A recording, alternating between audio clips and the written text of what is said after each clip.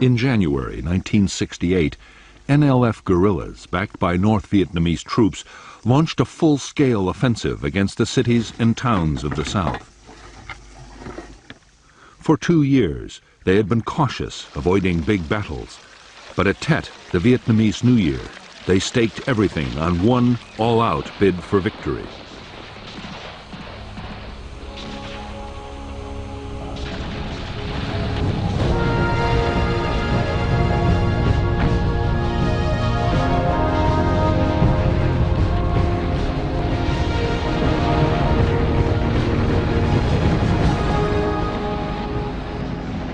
The Tet Offensive was one of the most stunning surprise attacks ever launched by an army. More than 80,000 guerrillas and North Vietnamese troops were thrown against the forces of the South Vietnamese government and their American allies.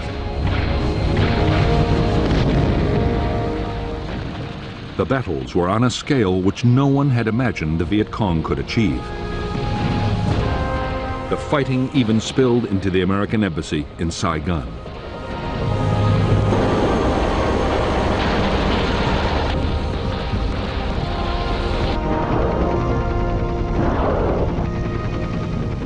The Tet Offensive turned into a military catastrophe for the Viet Cong.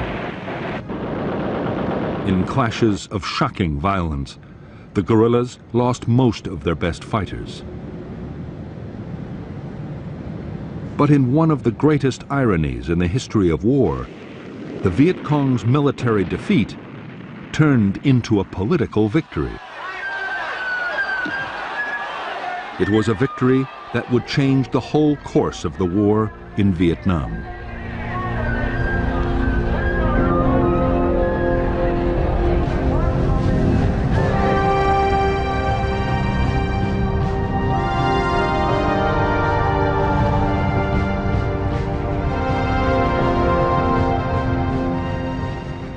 American forces in South Vietnam had spent 1966 massively building up their numbers. Men and supplies poured in. Bases, airfields, and port facilities were expanded at a frantic pace.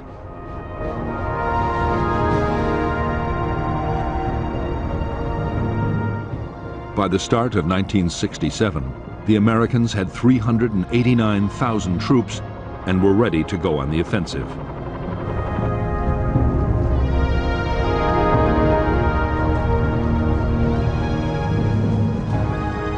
The American aim was to defeat the NVA and NLF force by now numbering nearly 128,000. For 7 years, the NLF had been fighting to overthrow the government of South Vietnam and reunite the South with the North. The North was backing them with supplies and men, and had sent units of the North Vietnamese army to fight inside the South.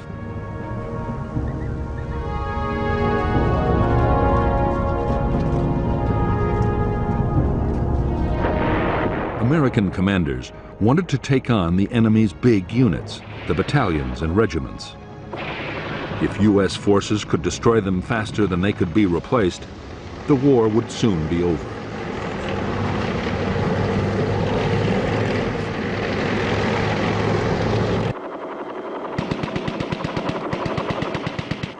In fact, the American strategy had quickly run into trouble. After early battles in which enemy regiments had suffered heavy casualties, they had avoided head-on clashes. Instead, the Viet Cong meant to stick to hit and run and ambush.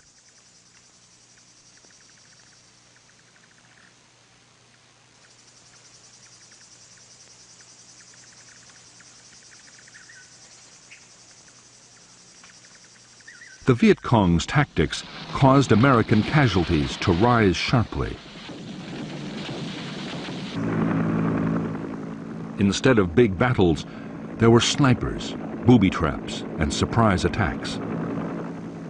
The Americans grew increasingly frustrated as they mounted countless search and destroy operations, took casualties, and still failed to find important guerrilla units.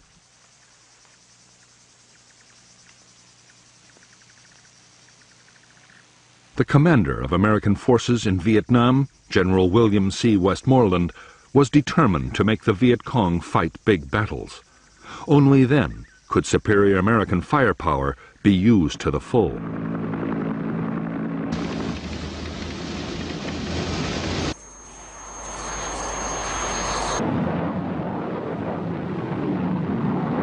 One answer, Westmoreland believed, might be to attack in force into the Viet Cong's traditional base areas.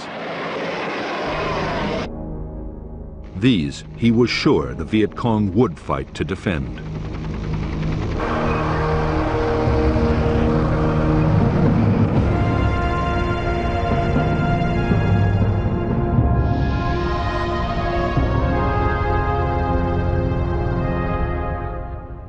By 1967, there were strong American Marine forces based in the heavily populated coastal areas of northern South Vietnam. In the Central Highlands, there were Army units, including the Air Cavalry Division. However, the greatest concentration of U.S. Army strength was in the Saigon area, and it was there, between the capital and the Cambodian border, that the Americans launched their biggest operations.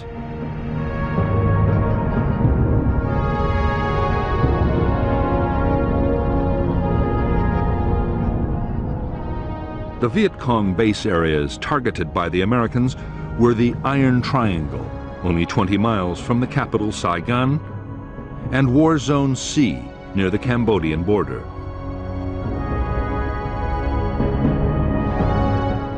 Along with War Zone D, these areas held strong NLF regional forces and the elite 9th Division. Supplied down the Ho Chi Minh Trail from North Vietnam, the bases were springboards for attacks in and around Saigon. In January 1967, the Americans launched Operation Cedar Falls into the Iron Triangle. Between February and May, Operation Junction City swept War Zone C.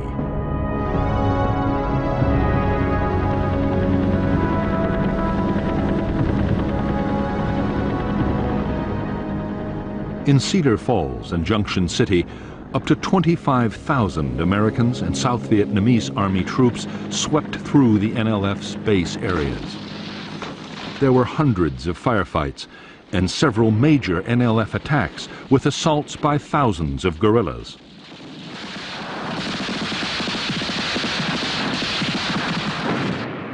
But the Americans never did succeed in trapping any of the big units.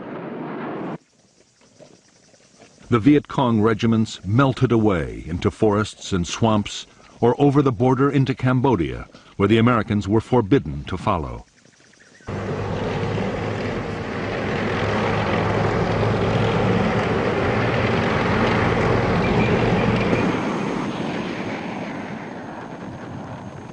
Even though U.S. commanders had failed to provoke the big battles they wanted, they were more optimistic than before. They had done massive damage to the Viet Cong's installations and had captured huge amounts of supplies. Cedar Falls and Junction City alone had killed nearly 3,000 guerrillas.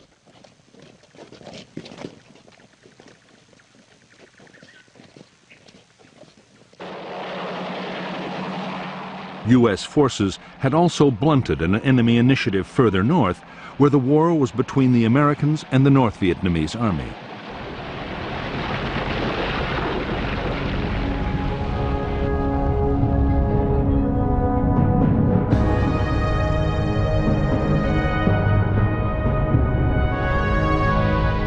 North and South Vietnam were separated by a demilitarized zone, inside which troops were not supposed to operate. South of the zone, the American defense against the North Vietnamese Army was a string of fire bases. Khe Sanh, the Rock Pile, Camp Carroll, Cam Lo and Dong Ha along Route 9, and the newly built Can Tien and Jiaolin.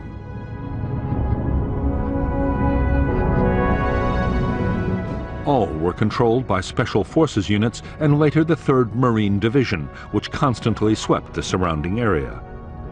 Between January and May 1967, 2 North Vietnamese divisions operating out of the DMZ launched heavy bombardments of these bases. Ground assaults at Can Tien and Khe Sanh were only driven off after massive aerial bombardments. Afterwards, the Marines continued to patrol aggressively.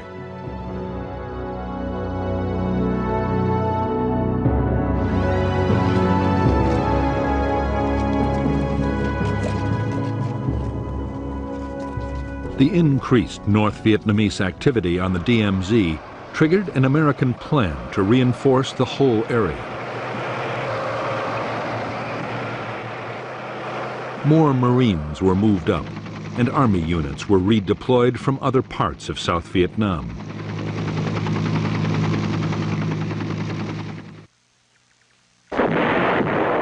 Meanwhile, in the Central Highlands, the Americans intercepted North Vietnamese Army units moving in from Cambodia. In late May 1967, there were 9 days of continuous battles which left hundreds of North Vietnamese soldiers dead.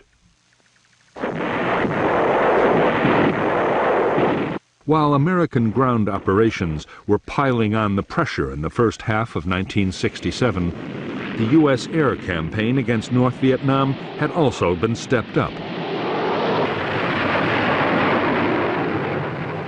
The aim of the bombing was to force the North to stop supporting the war. In fact, the bombing and the massive ground assaults were having exactly the opposite effect.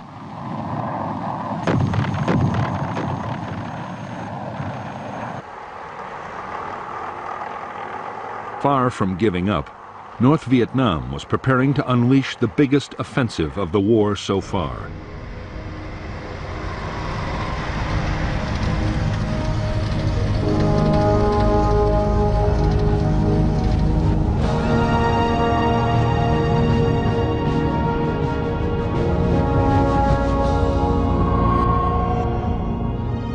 Time and again, Ho Chi Minh, the aging North Vietnamese president, had proclaimed that the Vietnamese people were prepared to fight for 20 years. He insisted they would pay any price to reunite Vietnam and drive out the Americans.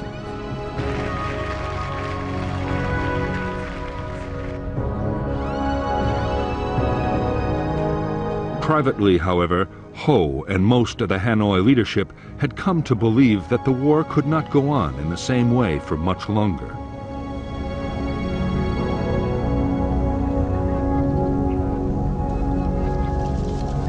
The problem was not just the casualty rate in the South, estimated by the Americans to be at least 5,000 troops dead every month. Such losses could be sustained for a long time yet. The biggest fear was that the safe base areas in Laos and Cambodia, or perhaps even in the north itself, might soon be invaded by the Americans.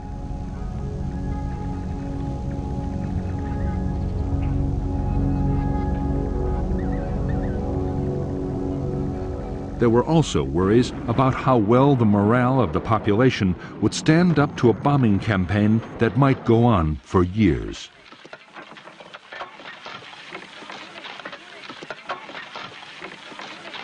The North's leaders foresaw that they might have to negotiate with the Americans sooner or later. But before that happened, they were determined to make one more attempt to win the war on the battlefield.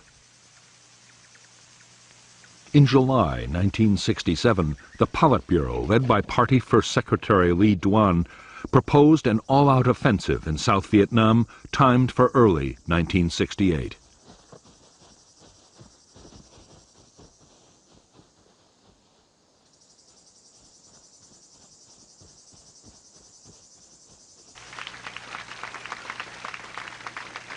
Up to recently, command of the war effort in the South had been divided between General Giap, who controlled the North Vietnamese Army's campaigns, and General Tan, who ran the war further south. And there had been disagreement between them about the planned offensive. But just as preparations got underway, General Tan died of heart disease in a Hanoi hospital. For years afterward, it was thought in the West that he died as the result of an American bombing raid on his southern headquarters. As well as the loss of a charismatic leader and the shock to the Viet Cong's command, it was an ironic turn. Now Giap was solely responsible for planning the entire campaign.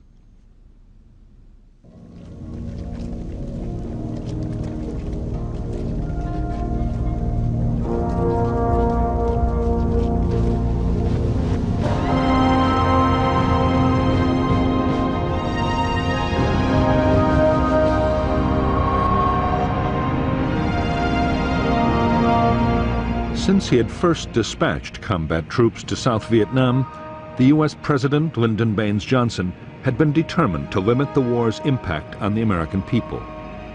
He had refused to call up the reserves and had never pushed for any formal declaration of war by Congress. Despite mounting casualties, the U.S. never officially declared war on Vietnam. Up to now, Johnson's approach had seemed to pay off. There was some anti-war feeling, but nothing so serious as to threaten the president's policy.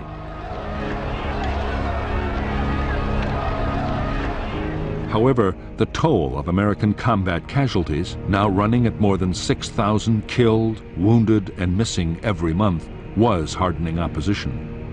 The draft call had been increased, yet so far no real attempt had been made to get the American public's support for the war or its aims.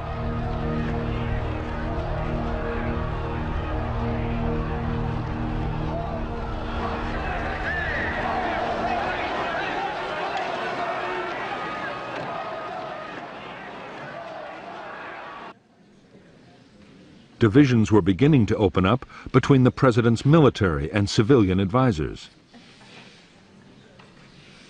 The Joint Chiefs of Staff wanted more damaging targets for the bombing campaign against the North. A widening of the ground campaign into Laos, Cambodia, and possibly North Vietnam, and a big increase in troop levels.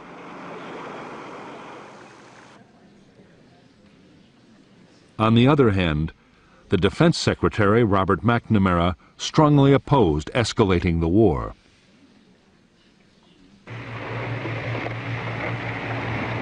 McNamara believed that widening the conflict would run a real risk of drawing in Communist China or the Soviet Union.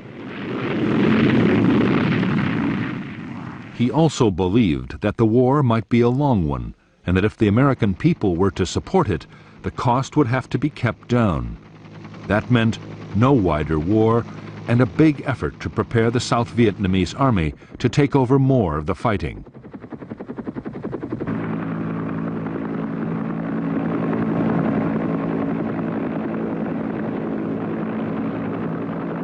In the face of contradictory advice from his military and civilian advisors, President Johnson's reaction was to compromise.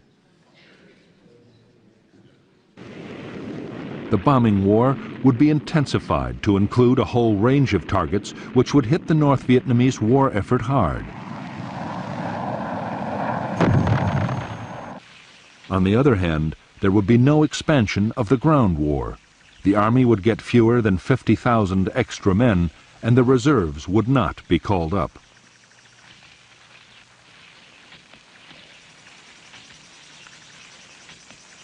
On September 29, 1967, President Johnson took a step closer to those advisers who were arguing against escalating the war.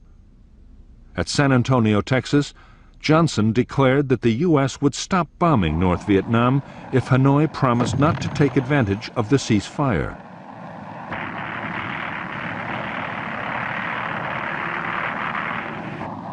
There was no response from Northern leaders.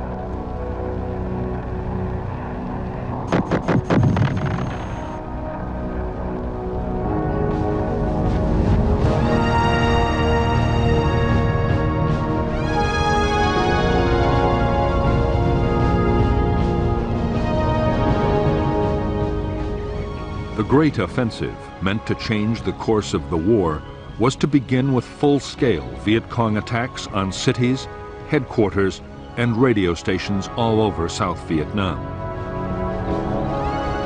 The shock of the offensive would cause the South Vietnamese army to collapse. Government troops would be encouraged to mutiny, and some might even be persuaded to turn their guns on the Americans. At the same time as the military offensive, the signal would go out for a nationwide uprising by the people of South Vietnam. It would be led by the secret youth leagues and workers' groups already in place in the cities.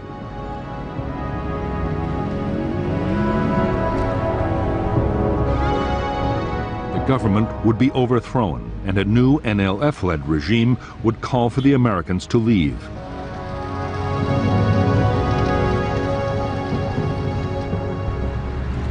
NLF planners believed that with the world looking on, the Americans would have little alternative but to go.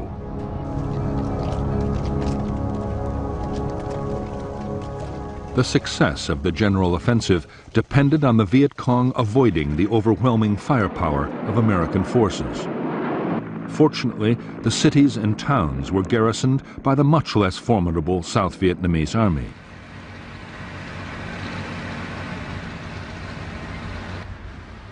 Still, General Giap meant to take no chances. Large numbers of American troops would be drawn away from the populated areas by carefully planned diversions.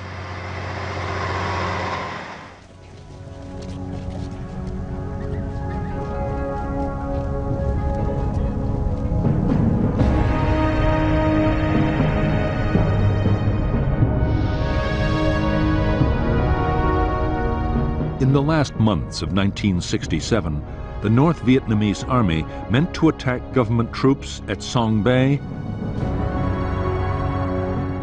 and the American base at Dak To. The U.S. Marine outpost at Con Thien would also be hit, and forces would be massed around Khe Sanh. An elite NLF regiment would also hit the South Vietnamese army garrison at Loc Ninh. The attacks near South Vietnam's borders would draw American forces away from their main base areas and deep into the interior. The general offensive and uprising would then begin. The Viet Cong would attack the national capital, Saigon, most of the country's 44 provincial capitals, and over 100 other towns. The last phase would happen at Khe Sanh. There, the NVA would win a major victory over the United States in a huge set-piece battle that would destroy the American will to carry on the war.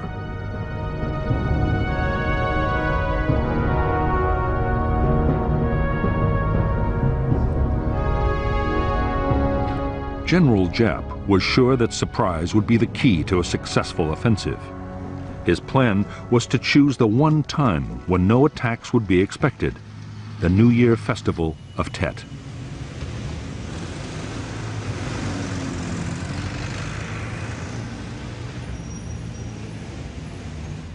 In previous years, an informal ceasefire over the holiday had seen vast numbers of South Vietnamese army troops on leave, celebrating with their families. Although an attack during Tet would be deeply offensive to much of the population, it would be certain to catch the enemy totally unprepared.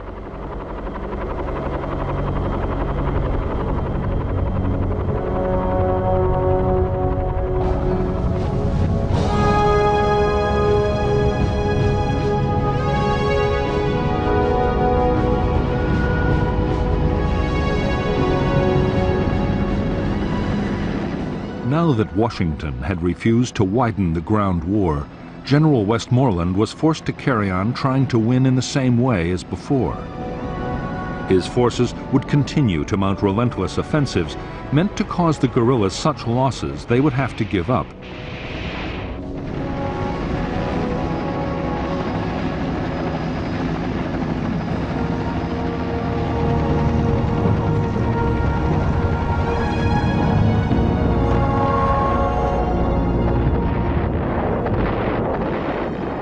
Meanwhile, there was another war to be fought too. The NLF still controlled a quarter of the villages in Vietnam.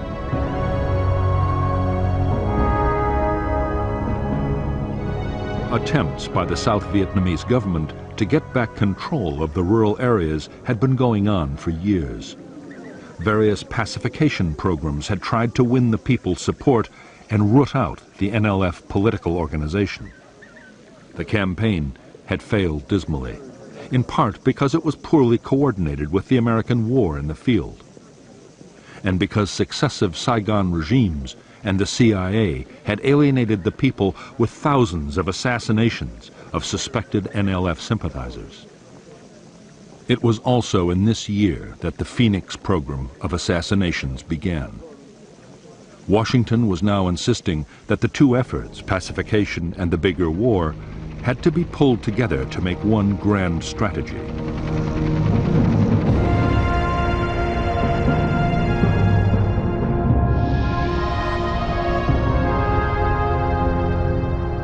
American military planners had always seen the main force Viet Cong in the interior of South Vietnam as the biggest danger.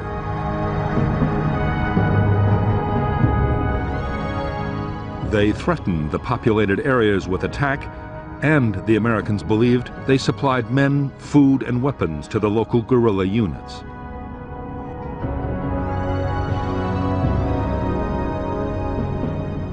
In the new plan, the American role would still be to keep main force Viet Cong away from the populated areas. However, there would now be more emphasis on what happened behind the American shield. The village guerrillas would be driven out by the South Vietnamese army and militia. Local security would be strengthened and pacified areas would spread out until they encompassed most of the populated regions of South Vietnam.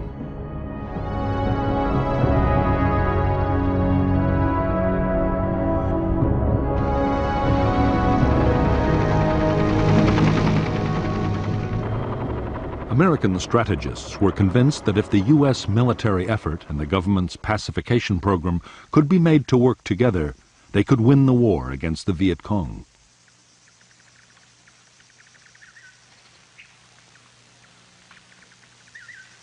To succeed, they would have to get the cooperation of sometimes skeptical military commanders.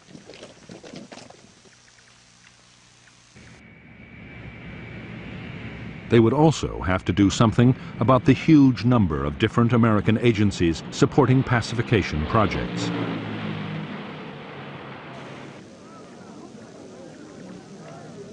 All American support for pacification and its multi-million-dollar budget was now placed under one man.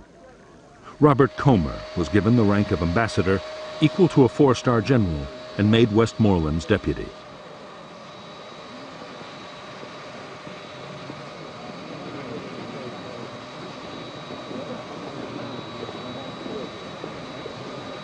Everyone knew that Comer faced an enormous task, but in Saigon and Washington there was real optimism.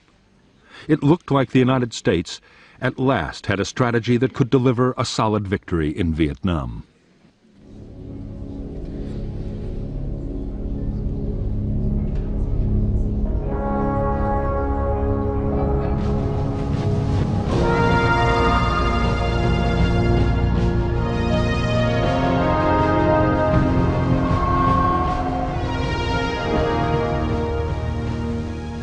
For the Tet Offensive, North Vietnamese leaders had decided to rely on Viet Cong guerrillas for most of the fighting, rather than the regular army.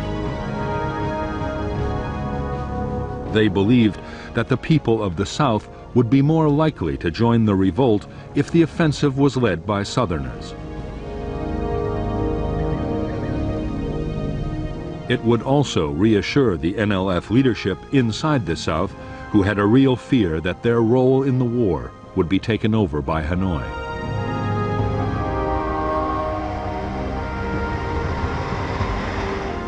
By late 1967, the NLF and the North Vietnamese Army together fielded 128,000 main force troops in South Vietnam, most of them in 152 infantry battalions.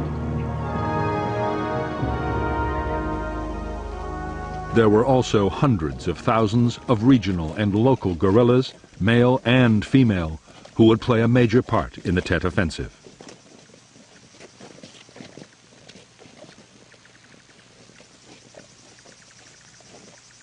Although the Americans believed that local Viet Cong guerrillas in the villages were supplied and supported by the main force units, the opposite was usually the case.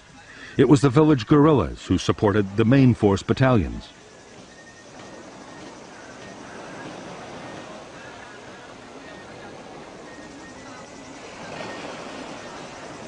They collected rice taxes from the local farmers, built up supplies, and provided scouts and screening forces for the big units.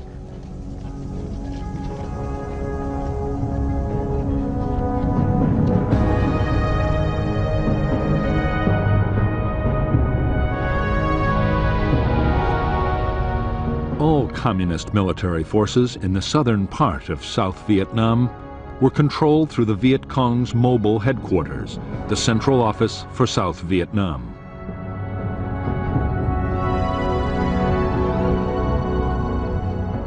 Operations further north were commanded from a North Vietnamese Army headquarters inside the demilitarized zone.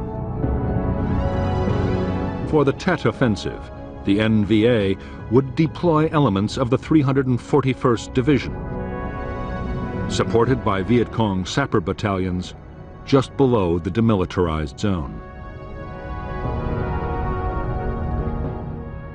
3 more divisions and a regiment would be deployed around the U.S. Marine base at Khe Sanh.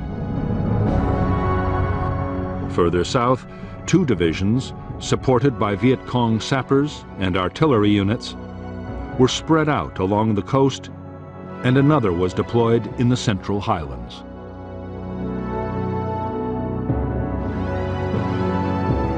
The Viet Cong fielded 3 formations of divisional strength, all within 75 miles of Saigon. Countrywide, they also had 30 independent main force battalions and more than 60 regional and local battalions. Altogether, the equivalent of 10 divisions.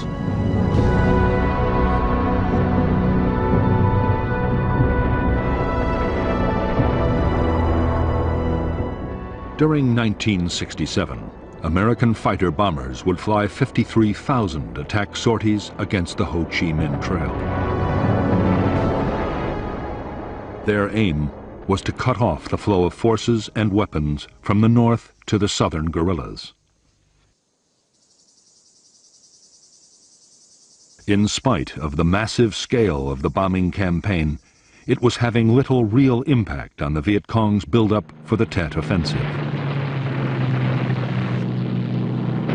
The area the bombers had to cover was vast, and the Viet Cong were experts at camouflage. In the month of July 1967, 480 trucks made the long and arduous journey from North Vietnam to the south. By the end of the year, traffic would soar to 3,000 trucks a month. In fact, on the eve of the offensive, many Viet Cong and North Vietnamese Army units would have a surplus of modern weapons and equipment.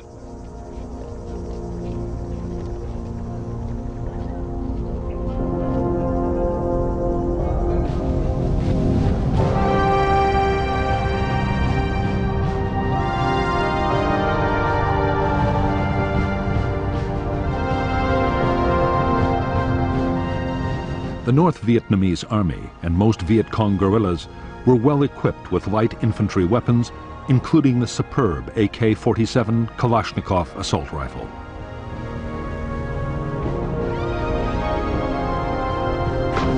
They also had a range of medium and heavy machine guns.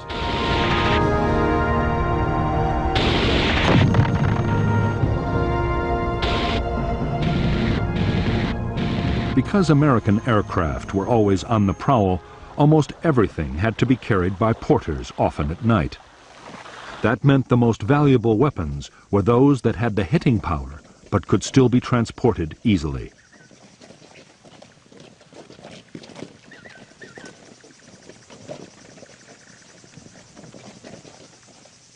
The Soviet-made rocket-propelled grenade launcher, the RPG-2, and its replacement, the RPG-7, were lightweight and highly effective against armor and bunkers. Designed to be fired by one man, the rocket had a range of more than 500 meters.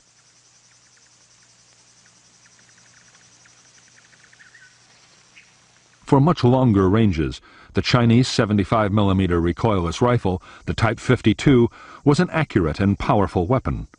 It was able to fire high explosive shells over 6,600 meters. And with a high explosive armor-piercing shell, it was effective against armor at up to 800 meters. Its big disadvantage was that if its crew needed to move fast, it was a cumbersome weapon to manhandle.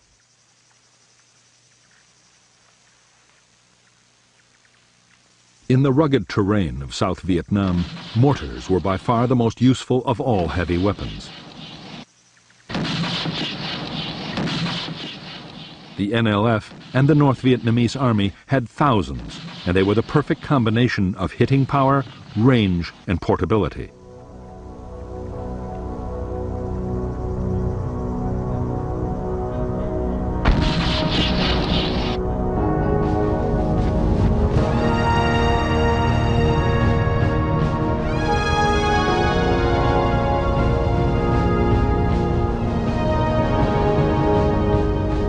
Although Viet Cong forces in the South were estimated by the Americans to have lost more than 60,000 men in 1967, they had still managed to keep up their overall numbers.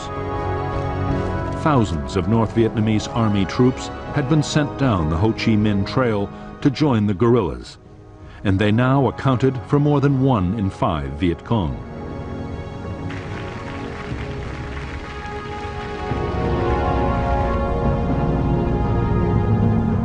The guerrillas also operated a draft in the villages. Because men younger than 20 were not called up by the South Vietnamese Army, most teenagers were still at home and made up a huge pool of potential recruits.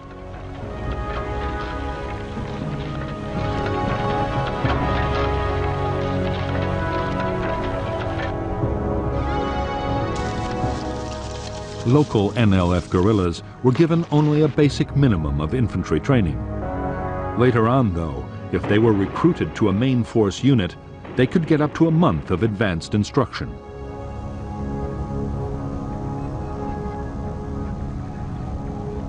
There were also dozens of training centers spread all over South Vietnam, running long courses for squad and platoon leaders, operators of crew-served weapons, and radio men.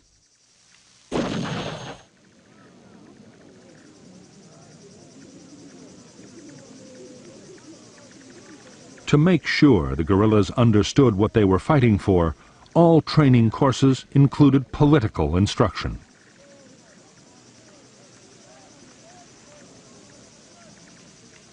Most Viet Cong attacks planned for the Tet Offensive were to be led by elite sapper commandos. Their job would be to launch the initial assaults, blasting their way into enemy headquarters and bases. Most sappers were part of well-trained main force battalions, but for Tet, the Viet Cong would also heavily rely on local sapper units, men and women recruited inside the cities. Many drove pedicabs, cyclos, and taxis, or were chauffeurs and delivery men, and knew their way around the streets like no one else could.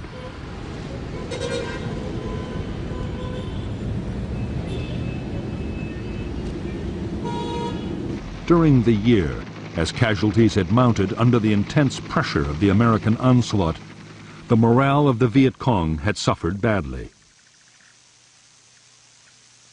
But news of the planned general offensive quickly revived the confidence of the guerrillas.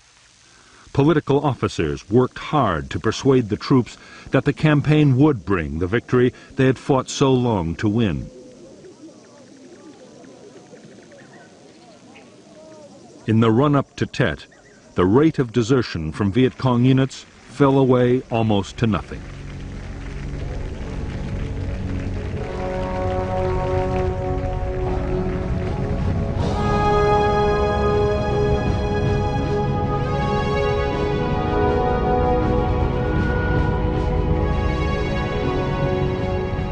By late 1967, there were almost 500,000 American military personnel in South Vietnam.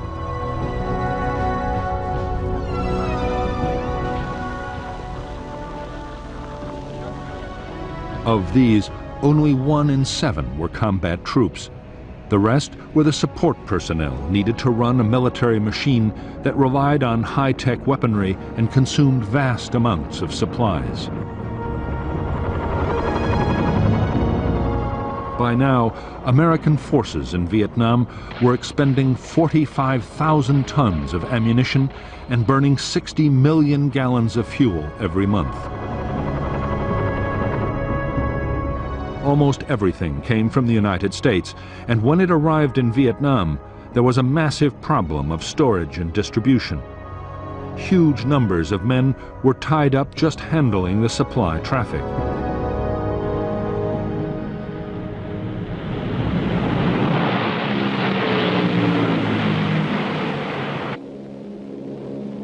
Protecting the dozens of big American installations scattered all over the country and securing major road links was another enormous drain on manpower.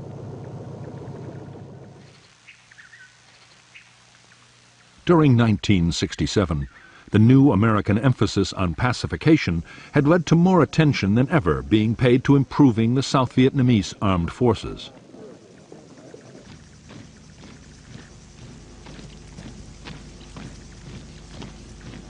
The armed forces now numbered more than 340,000 soldiers, and there were also nearly 300,000 regional troops and other militia.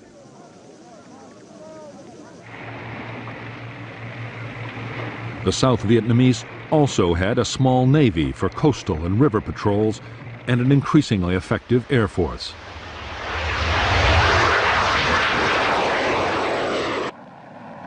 Its pilots were now flying a quarter of all combat sorties inside South Vietnam.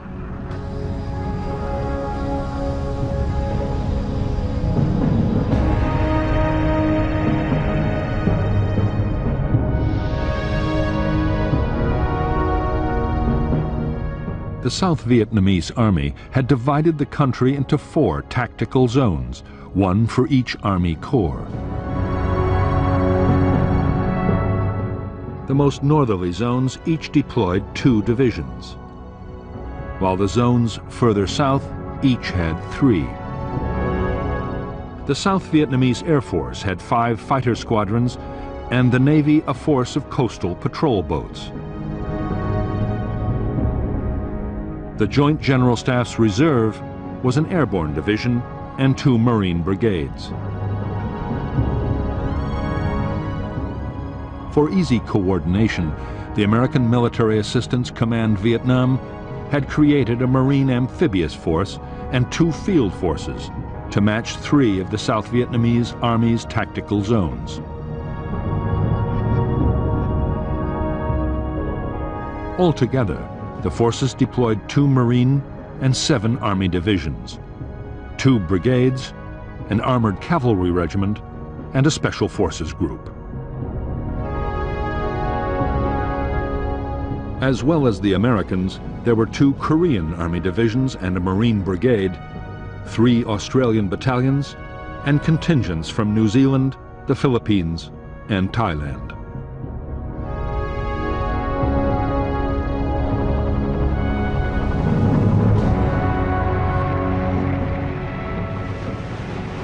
During 1967, the Americans had launched their first combat operations in the extreme south of Vietnam. Up to then, the maze of rivers and canals in the Mekong Delta had been left to the South Vietnamese Army.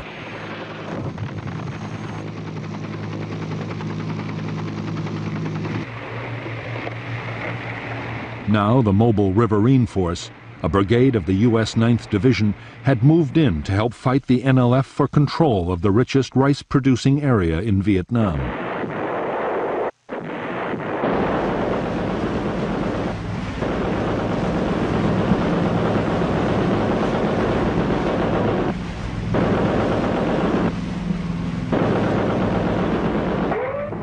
The mobile riverine force was unique in the U.S. Army.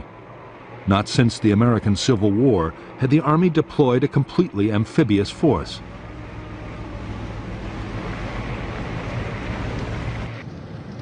It had its own base, a man-made island.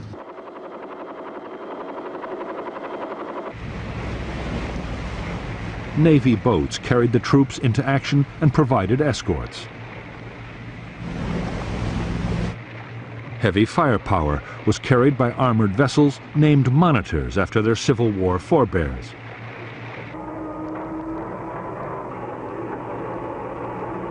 During the Tet Offensive, the mobile riverine force would see heavy fighting.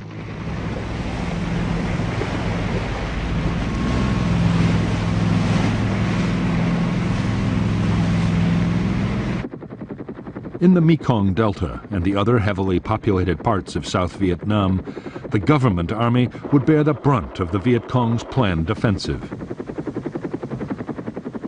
Some South Vietnamese formations, Ranger, Marine, and Airborne units, and a handful of infantry divisions were professional, dedicated, and well led.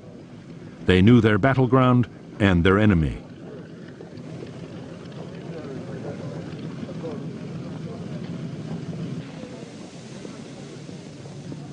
But 6 of the Army's 11 divisions were in poor shape, suffering from corrupt and incompetent officers, desertion, and obsolete equipment.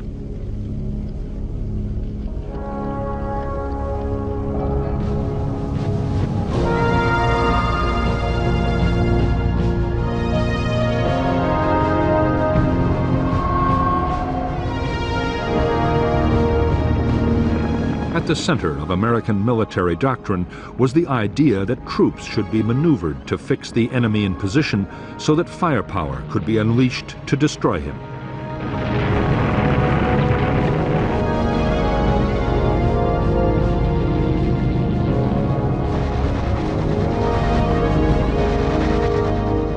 In defense, too, heavy firepower played a critical part. Every American infantry division in Vietnam could call on massive support from aircraft and sometimes from long-range artillery. Divisions had their own artillery as well, mostly 105mm weapons, and the divisions always set up fire bases before every operation.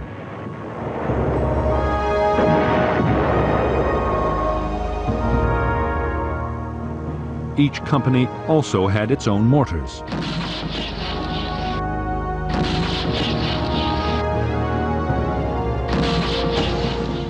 Tanks were used by almost every American division in Vietnam.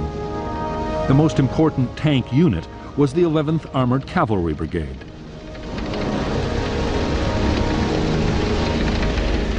All of them used the M48, a 44-ton vehicle with a 90mm gun. In spite of early doubts about how tanks might fare in Vietnam, their firepower and armor were invaluable for securing roads and escorting convoys.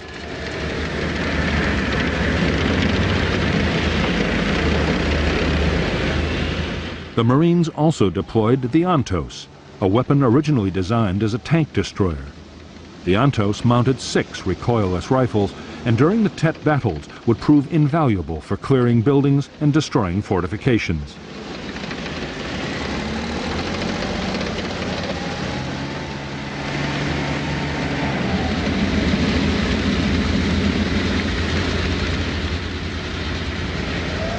Of all the armored vehicles deployed in Vietnam, the most useful by far was the M113 Armored Fighting Vehicle, known to American troops as the Track.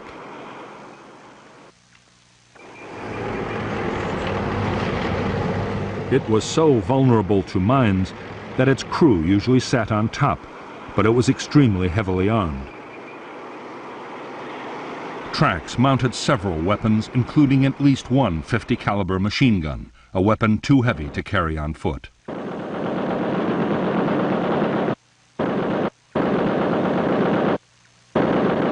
The 50 was incredibly destructive, able to cut a tree in half hundreds of yards away.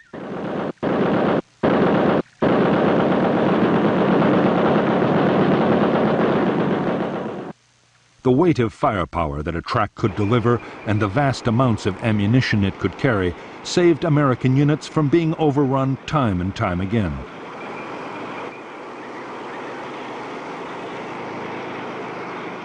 One weapon highly valued by the crews of armored vehicles and by foot soldiers was the M79 grenade launcher, called the Duper from its sound.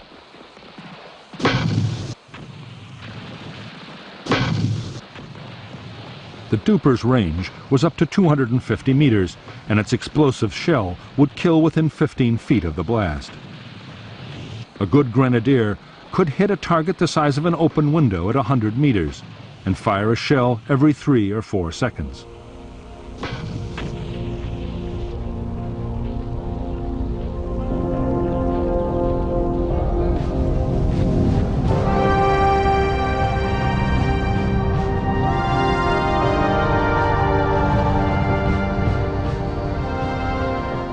For the South Vietnamese conscript soldier, 1967 had begun to show some signs that army life might become bearable.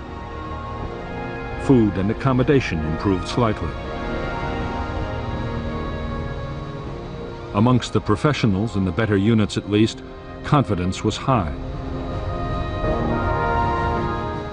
Many officers and NCOs had been at war for years and were both tough and tactically skilled.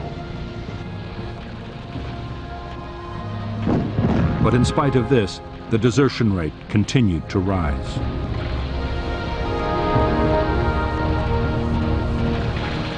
While the South Vietnamese conscript served 4 years, the United States Army had stuck to its policy of bringing soldiers home after one 13-month tour of duty. It was effective in preventing combat fatigue. But the decision was having a real impact on the battlefield. Units were constantly losing experienced men who were replaced by newcomers, unable to spot booby traps and ambushes, and not yet used to Vietnam's punishing climate. Officers served only 6 months in combat, and new arrivals had a very high chance of being killed or wounded. Drop back about 5 meters. American combat units in the field were almost always seriously under strength. With operations running all the time, and the men perpetually short of sleep, exhaustion was beginning to tell on morale.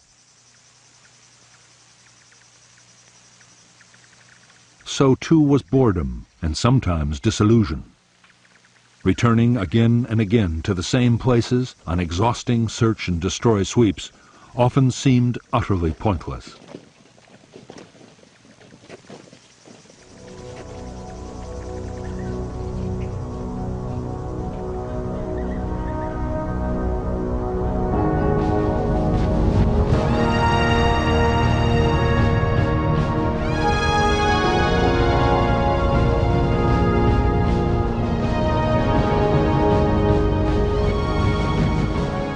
In the early autumn of 1967, as communist forces were building up for the Tet Offensive, the internal divisions that had plagued both sides throughout the war began to come to a head.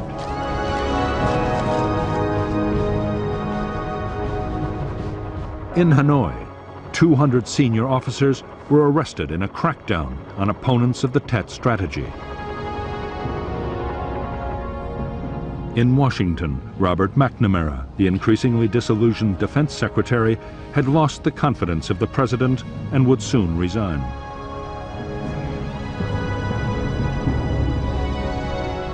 As for Johnson himself, he faced a presidential election late in 1968, and there was already opposition from within his own Democratic Party. Meanwhile, on the streets, opposition to American involvement in Vietnam was growing more and more vocal. As Johnson's popularity slipped to an all-time low, he clung to his belief that the public could be persuaded to back his conduct of the war.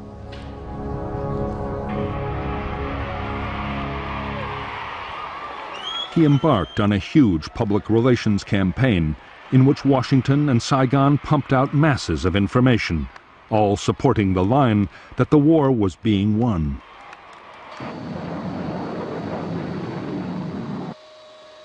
President Johnson toured military bases around the country and even recalled General Westmoreland from Vietnam to add his weight to the argument.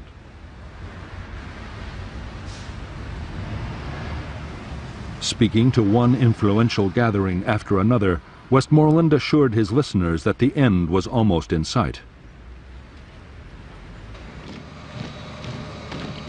What the general did not know was that halfway around the world, in the forests and mountains of South Vietnam, the first phase of the communist offensive had already begun.